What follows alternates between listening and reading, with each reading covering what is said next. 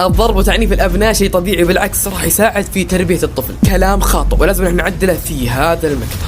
الضرب والتعنيف تجاه الأبناء طريقة منتشرة في الوقت الحالي بشكل مخيف، وبعض الآباء والأمهات يحسبون أن هذه الطريقة هي الصح، ولكن حاب أصدمك بأنك قاعد ترتكب جريمة دينية ودنيوية في هذا الابن الضعيف، وتعتقد بأنك إذا ضربت هذا الطفل راح يتغير وراح يتحسن وراح يترك هذه العادة السيئة. وفعلا عزيزي الأب أو الأم، الابن ما راح يرجع ويعيد هذه العادة السيئة، ولكن حاب أبشرك بأنك خسرت ابنك. إيه نعم، خسرت ثقة ابنك وحبه تجاهك. فالآن ابنك بدل ما يعتبرك أنت الملجأ الوحيد، بالعكس راح يعتبرك عدوه اللدود، فراح ينتج مشاكل بينك وبين الابن، وراح تسبب هذه المشاكل إلى كره عظيم بينك وبين الابن. وراح تلاحظ بأن ابنك ما عاد يسولف معك ولا يقعد معك، وراح تلاحظ بأنه برضه يرتاح مع الغريب ولا يرتاح معك. وبرضه نسينا بأن الابن احتمال تجيه عقدة نفسية، احتمال تدمر حياته نهائيا. طيب الآن وش الطريقة الصح اللي تتعامل فيها مع الابن؟